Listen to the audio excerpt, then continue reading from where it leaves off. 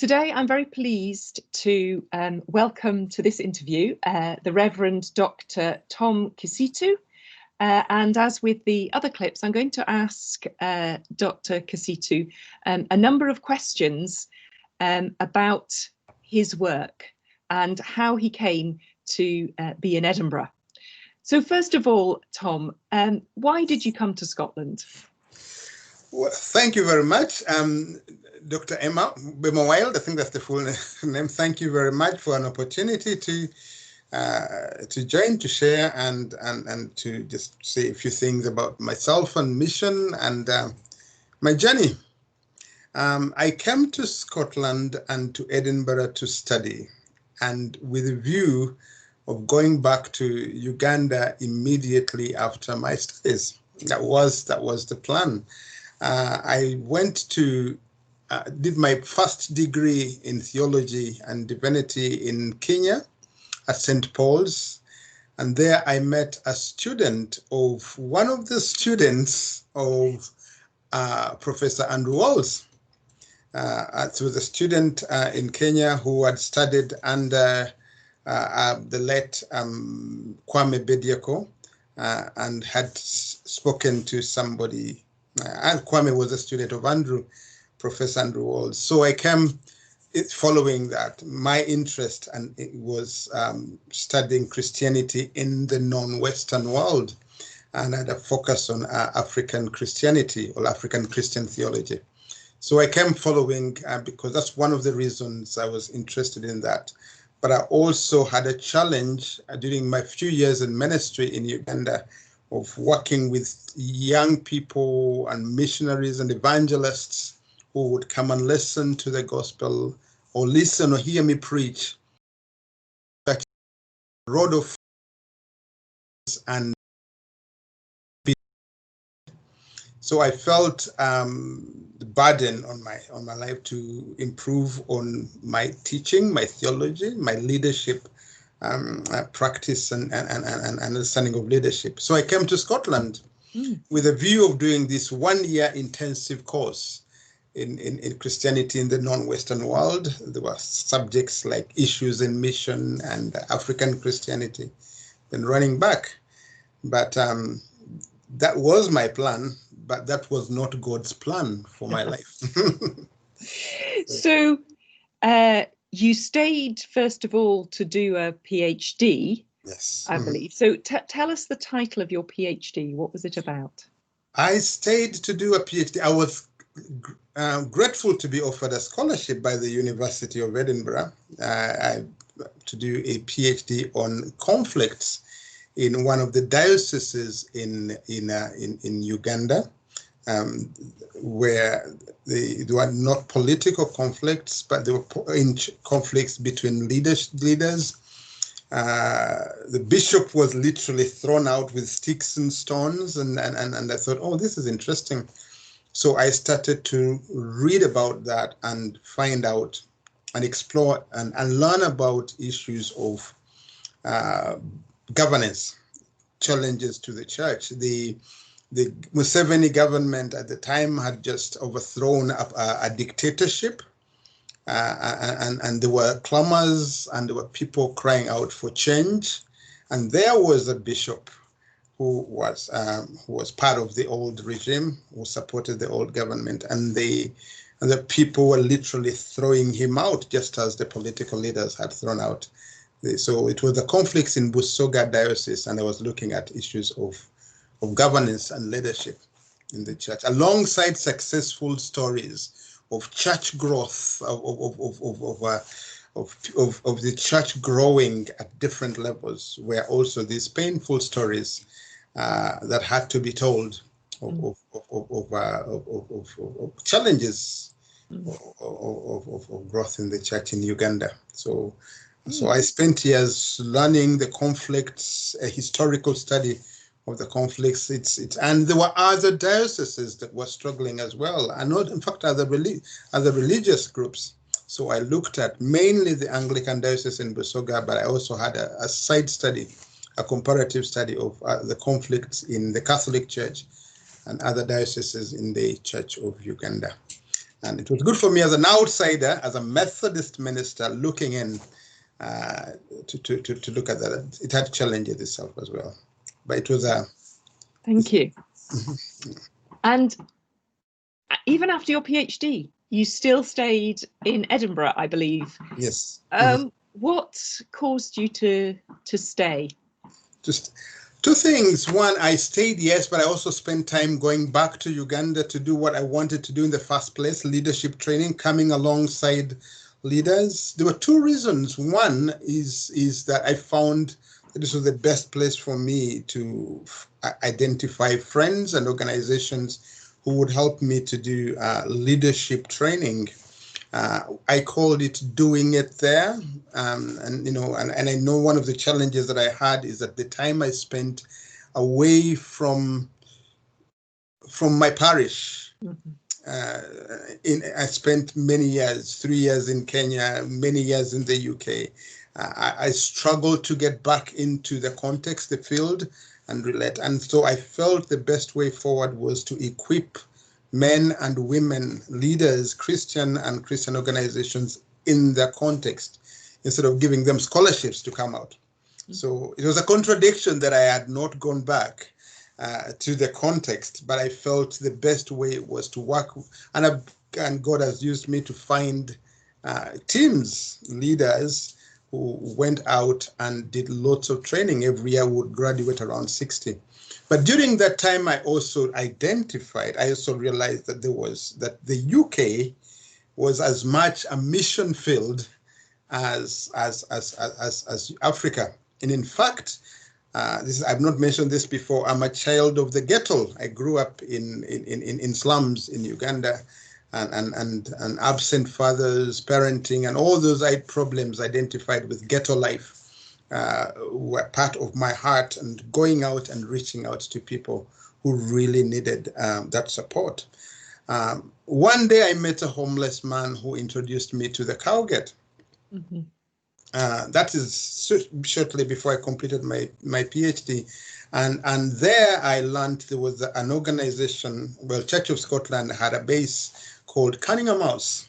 So I started to work with homeless people whose lives and experiences and stories were not so different from mine, whose struggles. So I found myself reaching out to the downs and outs of the UK, and in particular of Edinburgh. So I ended up in the Cowgate as a missionary.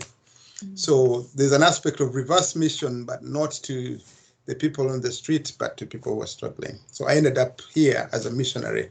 Okay, well, tell us a little bit more about what it means. You know, quite often we have these ideas of missionaries being white people in pith helmets who went off to the African continent. Here you are in 21st century Edinburgh saying that you come here as a missionary. What does that mean for you?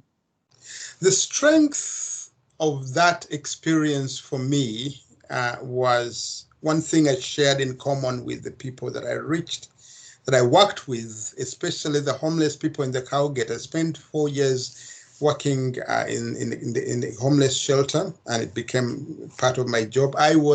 During the day, I was lecturing at St. Andrews and working in the homeless hostel in the night. And the strength, one thing we shared in common was powerlessness. That we both shared something in common, and there was a way.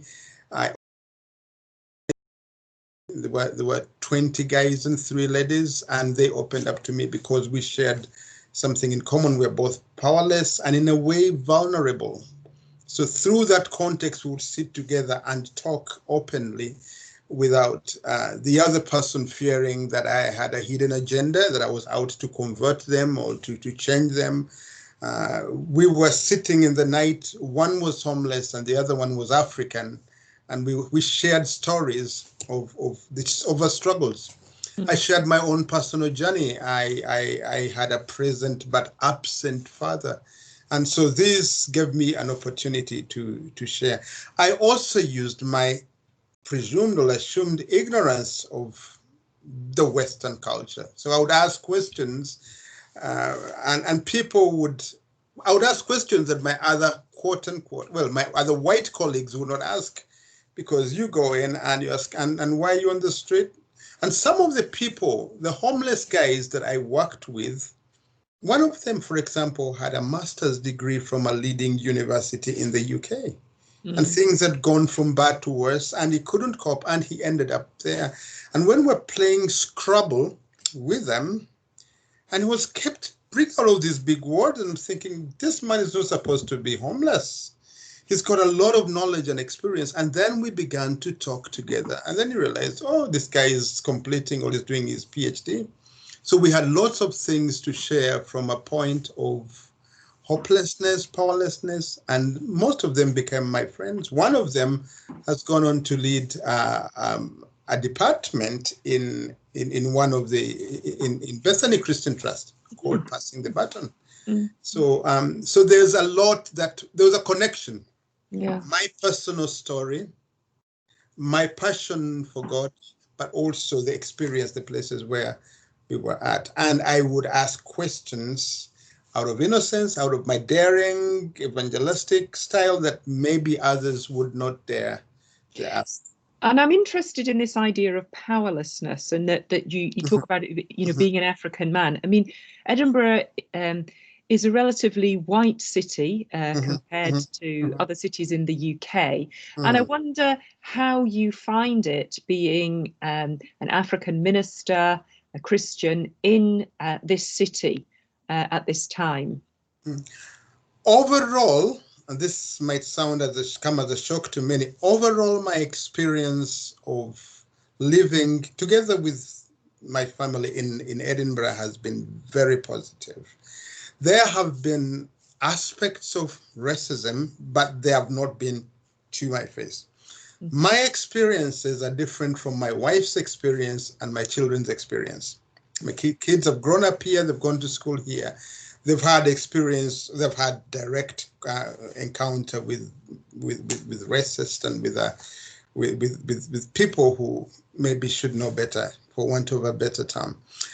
I have worked with friends that have been more embracing, more understanding, but I've also worked with friends that have traveled like yourself and know the richness, the wealth that Africa, that other cultures bring to the table. And so those challenges of I'm better than you have never been. And I'm not just saying this, but it's my experience. I've not, because of the nature of people that I've worked with. My supervisors have, you remember the late Jack Thompson, they had worked and lived in Africa for most of their lives. They had supervised. Jack used to tell us, no, I'm not going to take this paper. You have to write it again. I know you can do better. So I had people around us,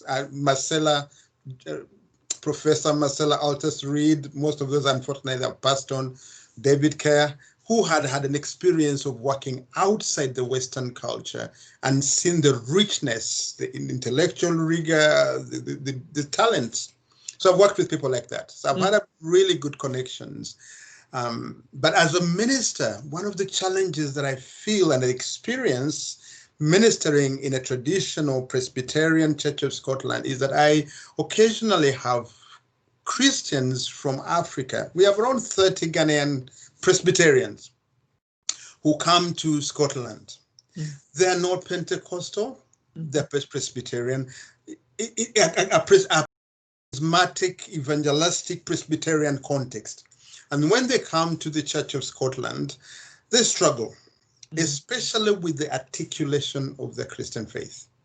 A 1 hour service, good service, but they could do with a little bit of life. And you see that struggle. They're part of our congregation. So my struggle and challenge is to engage the local membership and the new members who are now full members of the congregation here at St. Nicholas. So what do? Do you have half and half? Or do you bring in some live music and then one half will stare at the other and say, what are they doing? Or you have other services. So that struggle has resulted in what we started here at St. Nicholas, something called one congregation, many meetings. And then occasionally have several meetings where we meet together to celebrate the richness of our heritage, of our culture. So that has worked well. It's because I was part of the struggle. I've gone to a congregation. The people are loving, the people are kind. They could do with a little bit more life in the worship experience. They could do with a little bit of something is there missing. But again, their life, their journey is not mine. And mine is not there. But also they know there's a disturbing absence of young people, including Scottish people, maybe because the hymns are good, but they're not 20th or 21st century hymns.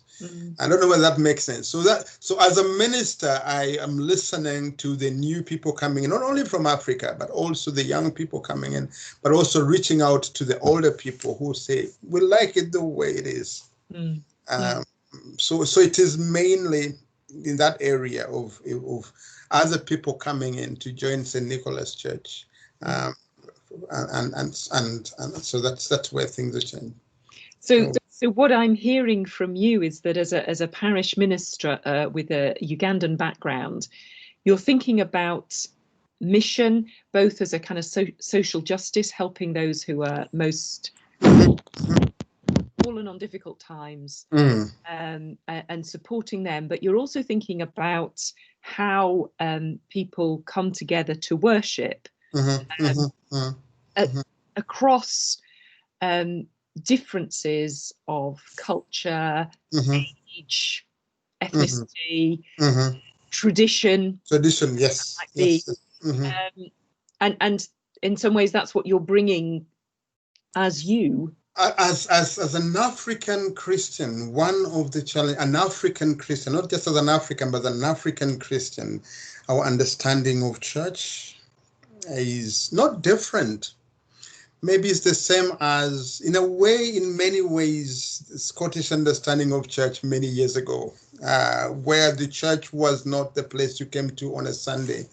It's the hub. So there is a way in which, I shouldn't say this, COVID with all its nastiness and scourge and pain on heart has been a blessing for us to leave the building. The church has left the building in order to be church, not only to the members, but to the community, to be a local church. And for me, and for us here at St. Nicholas, that's what we've been doing for a long time. The church has left the building, reaching out and not being church on a Sunday. That's very, very African. When you go to Africa, when you go to Uganda, where I know very well, when you go to Uganda, you would find a church building used on a Sunday for worship, many services maybe. Monday is a nursery school, it's an immunization center, a youth empowerment center. So the building and the space and the Christians are reaching out to the community. And it's not just an intellectual encounter with the people, but doing life together with the community. That's what, that's what a minister is not the person, is not a teaching elder, as the Church of Scotland would say. It's way more. He's a champion. He's a mission activist. He's an enabler. And I'm really grateful for how my congregation, our congregation here at St. Nicholas, have come on board with that. When we said, we have got these amazing people that can give us food to pass it on every week, blowing our own trumpet. We pass on 600 kilos of food to a community. Conversations there, asking people what they have a food need, and people coming back and talk.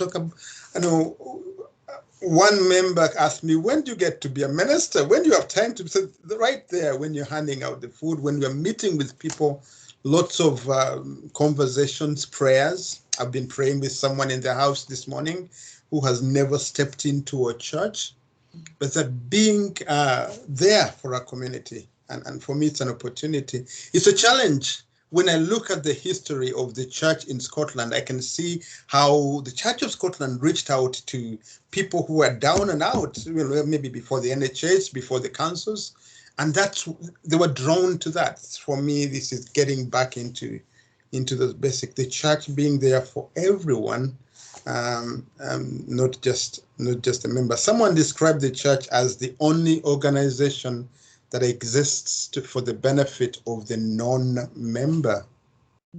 That's one thing that drives us missionally, amongst other things. I'm not a great preacher and a teacher, but there are others in the team that will help to do all that. So yeah. So it's Well, Dr. Casito, we could talk for a lot longer, yeah. but I think for the purposes of this interview, we'll have to leave it there. But thank Thank you you. very, very much for talking with me this morning. And thank you very much for your support and for your encouragement. And I follow you at uni closely from our students' days together. But I'm really grateful for the difference that you make in the lives of many. And may God continue to bless you and all that you work with. Thank you.